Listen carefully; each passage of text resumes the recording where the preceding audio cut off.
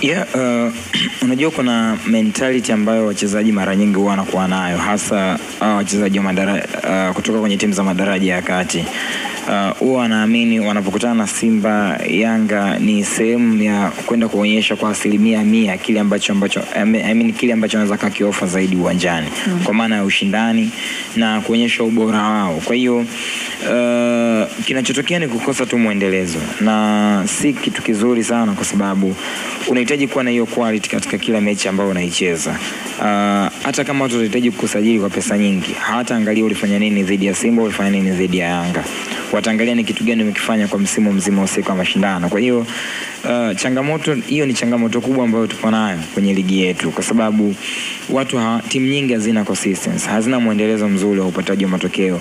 Performance ambayo wanaweza kaitoa Mashujaa mbele ya Simba au Yanga si performance ambayo Mashujaa anaweza kaitoa dhidi ya Ken Gold au Tanzania Prison.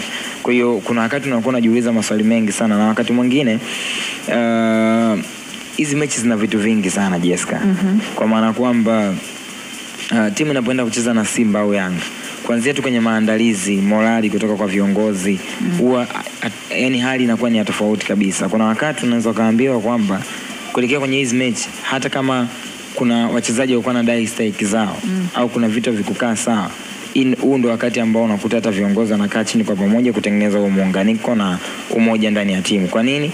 Ni kwa sababu kuna mechi kubwa mbele yao. Kuna mechi ya Simba au kuna mechi ya Yanga mbele yao.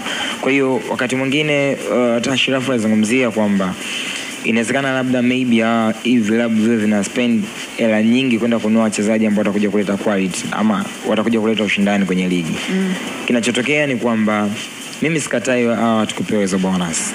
Sikatai, kwa sababu inawezekana hata Simba au Yanga Juma anapewa bonus. Unanielewa? Kwa hiyo bonus ni haki, niseme ni utaratibu wa kila timu. Inategemeana wenyewe wanatoa bonus kwa wakati gani na kiasi kinakuwa ni kiasi cha aina gani. Kwa hiyo cha muhimu ni kwamba ni namna gani sasa wale wachezaji wanaipokea ile taarifa na namna gani wanaenda kufanya kazi viwanjani, kwa sababu unaweza kaenda kuoverdo, yani kufanya zaidi ukapania, na mwisho wa siku ukatoka kwenye mstari kabisa. Na ndo mara nyingi waga tunaona hivyo, yani timu inapoahidiwa bonus inaenda kufanya zaidi, mwisho wa siku wanatoka hata kwenye misingi ya kiuchezaji, wanatoka kwenye ile akili ya kawaida ya namna ambavyo wanaweza kuleta ufanisi na kutenda kazi kiwanjani na kufanya vitu extra ambavyo havina mantiki yoyote ndani ya mchezo na kuwapelekea wao kupoteza mchezo. Kwa hiyo mimi naamini ushindani ambao hivi vilabu wanavitoa pindi ambapo wanakutana Simba na Yanga, si kila timu inatoa ushindani mkubwa, ni baadhi ya timu. Na ndio maana kwenye ligi yetu Juma, ni rahisi tu kupiga mahesabu ya haraka haraka kwamba okay, Simba anacheza mechi ngapi mbele? Mechi 5, au Young Africans mechi 5. Kwa ni rahisi kusema mechi hii maybe ndio itakuwa ngumu, na mechi hizi sioni kama zileta ugumu wote. Kwa nini? Kwa sababu ya kile ambacho kimetoka kufanyika huko nyuma siku zilizopita. Hizi timu ni ushindani gani huwa ziko, ni ushindani gani zilikuwa zinatoa kwa hivi vilabu. Kwa hiyo naamini kabisa, Jessica, kitu ambacho kinatakiwa kufanyika ni muendelezo wa ushindani katika kila mechi. Si afya sana kuona watu wanakuja kuleta ushindani kwa ajili ya hizo mechi mbili tu. Na kuna ile wachezaji wakiamini kwamba nikiperform against Simba au against Yanga, yes, nitapata mileage kwenye media, ndaongelewa mtaani.